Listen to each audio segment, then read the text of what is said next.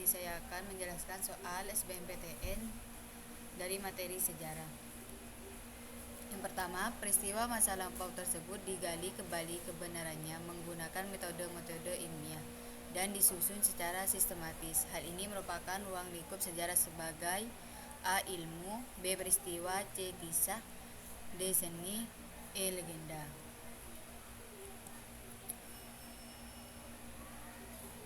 Karena ruang lingkup adalah sebuah batasan banyaknya subjek yang tercangkup dalam sebuah masalah, terutama dalam kajian keilmuan baik sains maupun sosial. Oleh karena itu, ruang lingkup sejarah secara umum dapat diartikan sebagai batasan-batasan dalam mengkaji dan membahas tentang masalah sejarah yang ada. Dalam studi sejarah, ruang lingkup itu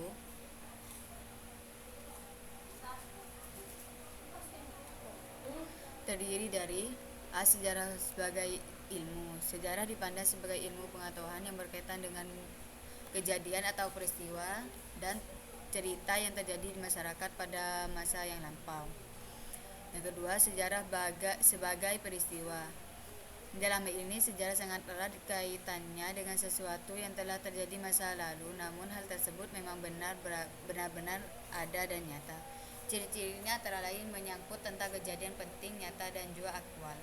Sejarah sebagai kisah. Dalam hal ini, lingkup sejarah merupakan kejadian-kejadian pada masa lalu yang kemudian dibangun kembali. Banyak orang yang mencoba menafsirkannya dan juga membangun ulang ingatan-ingatan akan terjadi kejadian masa lalu itu. Kisah dapat disebutkan sebagai sejarah jika memiliki peran besar dalam perkembangan kehidupan sosial.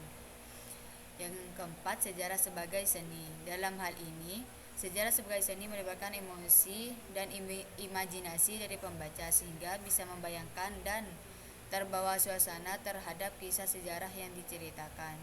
Sejarah sebagai seni juga memiliki daya tarik tersendiri bagi manusia untuk mempelajari dan mengetahui sejarah dengan cara berbeda. Artinya, seorang sejarawan dalam menulis harus memiliki intuisi, imajinasi, emosi, dan gaya bahasa yang baik. Yang kedua, menurut G. Codes, bangsa Indonesia telah mengenal unsur peradaban sebelum Hindu-Buddha masuk, yaitu kecuali A. Memelihara ternak, B. Kepercayaan kepada penguasaan lautan, C. Mengelola organisasi pembagian air untuk pertanian, D. Memiliki teknologi perundagian dan pelayaran, E. Mengenal animisme dan dinamisme. Karena sebelum kedatangan pengaruh kebudayaan Hindu-Buddha yang diperkirakan masuk sejak abad ke-2 Masehi, masyarakat di Nusantara sudah memiliki peradaban yang sangat maju dalam berbagai bidang. Ketika kebudayaan Hindu-Buddha, proses yang terjadi adalah adanya alkulturasi kebudayaan lokal Nusantara dengan Hindu-Buddha, yang mana kebudayaan lokal masih dominan dalam proses itu. Menurut sejarawan asal Prancis, dia menyatakan bahwa setidaknya ada 10 unsur kebudayaan atau peradaban yang sudah jauh berkembang sebelum pengaruh kebudayaan Hindu-Buddha masuk.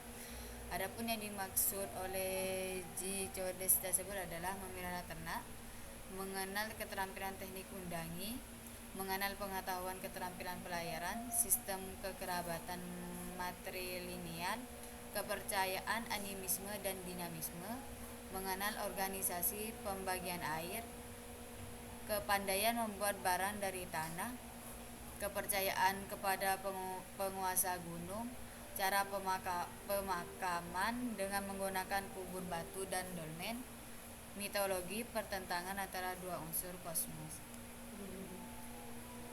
Jawabannya yaitu B.